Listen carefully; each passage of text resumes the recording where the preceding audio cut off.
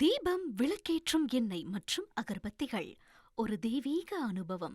நம் சொந்த கடவுளாகிய கந்த கடவுளினுடைய மகிமைகள் நிறைந்த தைப்பூச திருவிழாவினுடைய நேரலை தரிசனத்தை நாம் கண்டு தரிசித்துக் கொண்டிருக்கின்றோம். இப்பொழுது முதல் படைவீடாகிய திருப்பரங்குன்றத்திலே தேரோட்டம், அந்த திருக்காட்சிகளை எல்லாம் நாம் பார்த்து கொண்டிருக்கின்றோம். மிக மிக மகிழ்ச்சியாக 6 மூலஸ்தானங்களிலே மூலாதாரம் என்று சொல்லப்படக்கூடிய முதல் தலமாக இருக்கக்கூடியது, அடிப்படையாக இருக்கக்கூடியது, சூரனை வதம் செய்த முருகக் கடவுளுக்கு தேவசேனையை மனம் முடித்து கொடுத்த மிக மகிழ்வான திருத்தலமாகிய இந்த திருப்பரங்குன்றம், தென் திருப்பரங்குன்றம் இப்பொழுது நமக்கு காட்சியாக தெரிந்து கொண்டிருக்கின்றது. முருகப்பெருமான் இந்த திருத்தலத்திலும் தேவசேனாபதியாக, தேவயானையினுடைய திருக்கணவனாக இப்பொழுது அனுக்கிரகமூர்த்தியாக இந்த தலத்திலே வீற்றிருக்கிறார் என்று நாம் புராணங்களின் வாயிலாக தெரிந்து கொள்ளுகின்றோம். அந்த காட்சிகளை பார்ப்பதே மிகுந்த மகிழ்ச்சியாக இருக்கிறது. எங்கெங்கு திரும்பினாலும் பக்தர்களுடைய கூட்டமாக இருக்கிறது.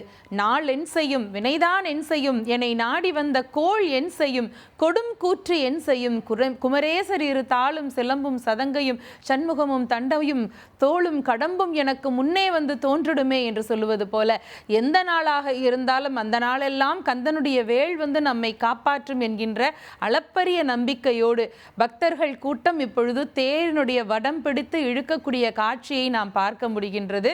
எல்லாரும் ஒன்றாக இணைந்து ஒருமுகமாக ஒரே கருத்தாக இருந்து நம்முடைய பிரார்த்தனைகளை செலுத்தினால் ஆண்டவனுடைய அந்த அனுக்கிரகம், அவனுடைய கருணை நமக்கு எல்லோருக்கும் கிடைக்கும் என்பதுதான் இதனுடைய அடிப்படை. ஒரு திருக்கோவிலிலே தேரோட்டம் நிகழ்வது என்பது சாமானியப்பட்ட காரியம் அல்ல. அழகாக அங்கே ஊர் முக்கியஸ்தர்களும் சரி, அந்த தேரை இழுத்து வரக்கூடியவர்கள், அதற்கான ஏற்பாடுகளை செய்திருக்கக்கூடியவர்கள் தோள் துண்டின் மூலமாக வட்டம் காண்பித்து அங்கே முருகன் வருகிறார், தேரை இழுக்கலாம் என்கின்ற சமிக்ஞையை காட்டிக்கொண்டு இருக்கின்றார்கள். முருகனுக்கு சூரனை வதம் செய்வதற்கு முன்பாக தேவருலகத்தினுடைய தலைவராக, மன்னனாக அவருக்கு பட்டாபிஷேகம் நடக்கிறதாம். அப்படி பட்டாபிஷேகம் நடந்த பொழுது என்னவெல்லாம் காட்சிகள் வந்தது என்பதை கச்சியப்ப சிவாச்சாரியார் கந்தபுராணத்திலே சொல்லுவார். அதாவது பிரம்மதேவன் முருகப்பெருமானுக்காக ரத்தினத்தில் செய்யப்பட்ட பாத அணி, காலணியை கொண்டு வந்து அவருக்கு அணிவிக்கிறாராம். அப்படி முருகனுடைய அந்த குழம்பு போன்ற ஒரு மிக செம்புழம்பு போன்ற அந்த பஞ்சு போன்ற பாதங்கள் கடிந்து விடக்கூடாது, அது கடினமான பாதைகளிலே போர் புரிவதற்கல்லவா முருகன் செல்லுகின்றான். இனிமே அந்த முருகனுக்கு பாதம் நோவு அடையக்கூடாது என்பதற்காக ரத்தின கற்கள் பதித்த பாத அணி, காலணி செய்து கொண்டு வந்து பிரம்மதேவன் அணிவிக்கிறாராம். தேவாதி தேவர்களுக்கெல்லாம் தலைவனாகிய தேவேந்திரன் முருகப்பெருமானுக்கு சாமரம் வீசுகிறார்.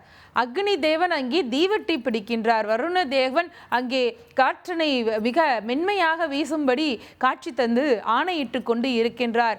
அரம்பையர்கள், தேவ மங்கையர்கள் எல்லோரும் மங்கள பாடல்கள் பாடிக்கொண்டு அவனுக்கு புடைசூழ அழகாக நின்று பாடிக்கொண்டு இருக்கிறார்கள். ஜெய ஜெயா ஜெய ஜெயா என்று முருகனுக்கு வெற்றி பெறக்கூடிய அந்த பாடல்களை பாடுகிறதாகவும், மற்ற தேவாதி தேவர்கள் எல்லாரும் குழுமி இருந்து முருகப்பெருமானுக்கு பெரிய பட்டாபிஷேகத்தை நிகழ்த்தியதாகவும் காட்சிப்படுத்தப்படுகிறது. அந்த காட்சி தான் இப்பொழுது நமக்கு நினைவிற்கு வருகிறது.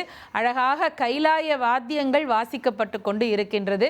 சிவனடியார்கள் இப்பொழுது முருகப்பெருமானுடைய அந்த திருத்தலத்திலும் தேவதுந்துபிகள் முழங்க, எப்படி தேவலோகத்திலே முருகன் தேவசேனாபதியாக ஆரோகணித்து வந்தானோ, பட்டாபிஷேகம் ஏற்றுக்கொண்டானோ, அதே போல அந்த காட்சியைப் போலவே இப்பொழுது நாம் மீண்டும் பழனியம்பதியினுடைய தேரோட்டத்தை தரிசித்து கொண்டு இருக்கின்றோம். பழனியிலே முருகப்பெருமானுடைய தைப்பூச தேரோட்டத்தினுடைய நேரலை காட்சியை இப்பொழுது நாம் மீண்டும் தரிசித்து கொண்டு இருக்கின்றோம். தேர் வடம் பிடிக்கப்பட்டு அந்த மாட வீதிகள் வழியாக வலம் வந்து கொண்டு இருக்கின்றது. இந்த பழனியிலே நவபாஷாணத்திலே செய்யப்பட்ட விக்கிரகம் மூலஸ்தானத்தில் இருக்கிறது என்பது நமக்கு தெரியும். அந்த விக்கிரகத்தை உருவாக்குவதற்கு போகர் உள்ளிட்ட எல்லா சித்தர்களுக்கும் ஆணையிட்டவர் யார் என்று சொன்னால் அகத்திய மாமுனிதான். 81 சித்தர்கள் அதிலே ஒன்றாக இணைந்திருக்கிறார்கள். கிட்டத்தட்ட 4000த்திற்கு மேற்பட்ட மூலிகைகளை ஆய்வு செய்து எந்த மூலிகைகளை பயன்படுத்தலாம் என்பதை முடிவு செய்த பிறகுதான் அதனை வடிப்பதற்கான பணியை தொடங்கி இருக்கிறார்கள்.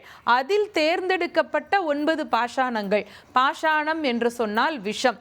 அந்த விஷம் என்றால் அதை அருந்துவனால் நமக்கு உயிர் போய்விடுமே என்று நமக்கு பயம் வரும். ஆனால் விஷமாக இருந்தாலும் கூட அதுவும் ஒரு மூலிகை தான். அளவோடு பருகும் பொழுது, அளவோடு எடுத்துக்கொள்ளும் பொழுது அது நமக்கான நிறைய நோய்களை தீர்க்கிறது என்கின்ற மிக உன்னதமான ஆராய்ச்சியினை பல ஆண்டுகளுக்கு முன்பே நம்முடைய சித்தர்கள் செய்திருக்கிறார்கள். அகத்திய மாமுனிவருடைய ஆணையின்படி 81 சித்தர்கள் ஒன்றாக சேர்ந்து 4000த்திற்கு மேற்பட்ட மூலிகைகளை ஆய்வு செய்து அதில் 9 மூலிகைகள் நவபாஷாணங்களாக தேர்ந்தெடுக்கப்பட்டு பிறகு போகர் பெருமகனால் உருவாக்கப்பட்டதுதான் பழனியம்பதியிலே இருக்கக்கூடிய அந்த மூலஸ்தானத்தில் இருக்கக்கூடிய விக்கிரகமாகும். அதே போகர் மற்றொரு சிலையும் செய்தார் என்பதும் நமக்கு புராணத்தின் மூலமாக செய்தியாக வருகிறது. அது கொடைக்கானலில் அருகிலே இருக்கக்கூடிய மலையிலே அங்கே அந்த குழந்தை வேலவராக அவர் காட்சி தருகின்றார். இப்படி பழனியம்பதியை பற்றிய செய்திகளே நமக்கு நிறைய இருக்கின்றன. இங்கே மரகத லிங்கங்கள் வடிக்கப்பட்டிருக்கின்றன. ஒன்று மூலஸ்தானத்திலும் மற்றொன்று போகருடைய சன்னிதானத்திலும் இருப்பதாகவும் செய்திகள் இருக்கிறது. அப்படி பழனி, அதனுடைய திருத்தலத்தினுடைய பெருமை, தேரோட்டத்தினுடைய அழகு, தைப்பூசத்தினுடைய கோலாகலம் என்று எல்லாம் சேர்ந்து நமக்கு நல்லன எல்லாம் தரக்கூடிய நாளாக இந்த தைப்பூச திருவிழாவினுடைய நேரலை காட்சிகளை நாம் கண்டு தரிசிப்போம். இன்னும் தொடருவோம். தீபம், விளக்கேற்றும் எண்ணெய் மற்றும் அகர்பத்திகள் ஒரு தெய்வீக அனுபவம்.